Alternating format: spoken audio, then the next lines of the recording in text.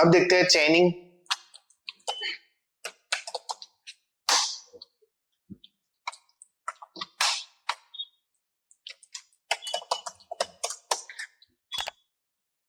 H1 लिख देता हूँ, H1 में लिखता हूँ हेलो स्टूडेंट्स। स्क्रिप्ट लगा देते हैं। स्क्रिप्ट के अंदर मेरे को क्या करना है, टाइप पास कर लेना है। टाइप इक्वल टू क्या आ जाएगा, टेक्स्ट स्लैश जावास्क्रिप्ट। उसके अंदर एक सोर्स आ जाएगा, सोर्स के अंदर करंट डायरेक्टरी के अंदर से jQuery 3.7.1.js और एक स्क्रिप्ट लगा देनी है। और स्क्रिप्ट के अंदर क्या लग जाएगा, type equal to text slash JavaScript. Okay, bracket on कर लेते हैं, $document डॉट रेडी और ये फंक्शन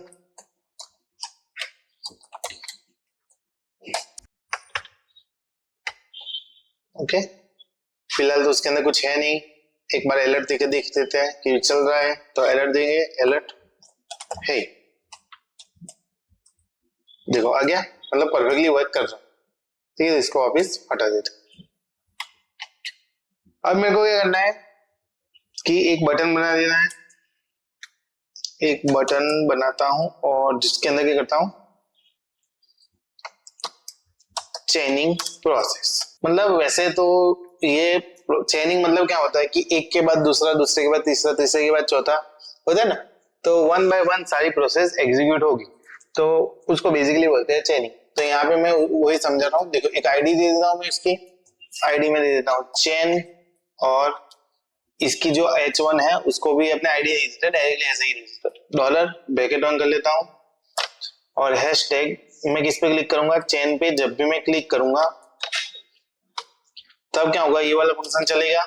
और इस वाले फंक्शन के अंदर क्या है कि मेरे को जो भी H1 है, मतलब H1 अपना टैग है तो सीधा H1 लगा था, तो जो भी H1 है वो क्या होना चाहिए, इसे स्लाइड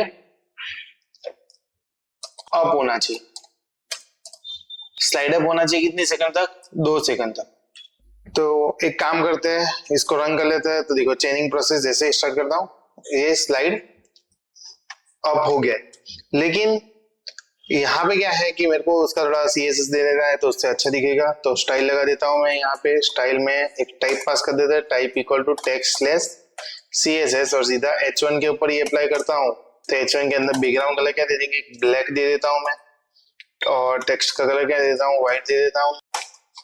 सेम थिंग पैडिंग दे देता हूँ। पैडिंग क्या देता हूँ, टॉप बॉटम से थोड़ा 75 पिक्सल एंड लेफ्ट राइट से तो जो भी है वो, और टेक्स्ट लाइन सेंटर,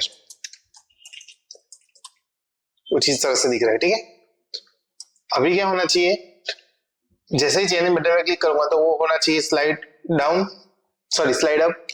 देखो स्लाइड अप हो गया। अभी मेरा स्लाइड अप होने के बाद क्या होना चाहिए, स्लाइड डाउन होना चाहिए। तो अब मेरे को बेसिकली क्या करना पड़ेगा, स्लाइड अप हुआ उसके बाद मेरे को और एक फंक्शन चलाना पड़ेगा, राइट। कि अगर स्लाइड अप की प्रोसेस कंप्लीट हो जाए उसके बाद क्या करेंगे, ये फंक्शन चलना चाहिए। और इस फंक्शन के अंदर क्या होना चाहिए कि अब क्या होगा, डॉलर जिसकी भी आईडी H1 है वो क्या होगा, स्लाइड अप होगा, सॉरी स्लाइड डाउन होगा 2 सेकंड तक। देखो रिफ्रेश करते हैं, ये देखो स्लाइड अप हुआ उसके बाद स्लाइड डाउन। तो ये बेसिकली है चेनिंग, मतलब एक के बाद दूसरा चल रहा है, कॉलबैक टाइप का। तो ये कॉलबैक फंक्शन है कि देखो मैंने क्या कॉलबैक किया कि जैसे ही क्लिक होगा उसके बाद ये फंक्शन चले, और ये अपने ने किस में पास कर दिया, कॉलबैक के अंदर ये भी पास किया हुआ कि स्लाइड अप होगा 2 सेकंड तक, 2 सेकंड कंप्लीट होगा उसके बाद क्या होगा, स्लाइड डाउन होगा। ठीक है, तो इसको बेसिकली बोलते हैं कॉलबैक फंक्शन, मतलब एक के बाद ये प्रोसेस कंप्लीट होने के बाद दूसरा वाला चलेगा। वो अपने ने हाइड एंड शो वाला था, उसके अंदर एग्जांपल में देखा था, राइट। अभी लेकिन मेरे को यहाँ पे चेनिंग मतलब क्या हुआ, एक के बाद दूसरा तुरंत चलना ही चाहिए, तो मेरे को बार बार उसको टारगेट करने की जरूरत नहीं है, बार बार कॉलबैक फंक्शन में लगाने की जरूरत नहीं। मैं क्या करूंगा, इस पूरी प्रोसेस को यहाँ से हटा दूंगा। अब क्या करूंगा, स्लाइड अप हुआ उसके बाद क्या हो जाना चाहिए, स्लाइड डाउन होना चाहिए। कितने सेकंड तक, 2 सेकंड तक स्लाइड डाउन होगा। और उसके बाद वापस क्या होना चाहिए, स्लाइड, या ये अपने कर देते हैं, इसको कर देते हैं फेड आउट, और फेड आउट हो जाना चाहिए कितने सेकंड तक, 5 सेकंड तक।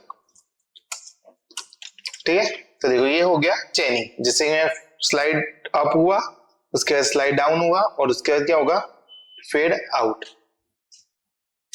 देखो हो गया, समझ गए।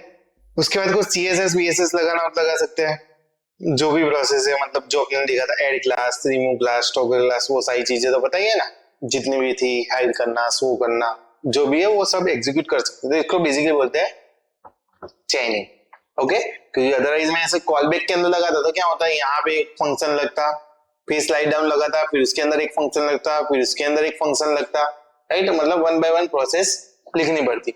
लेकिन चेनिंग में क्या हो गया कि सीधा सीधा आपने उसको यूज कर लिया ऐसे ही, डन।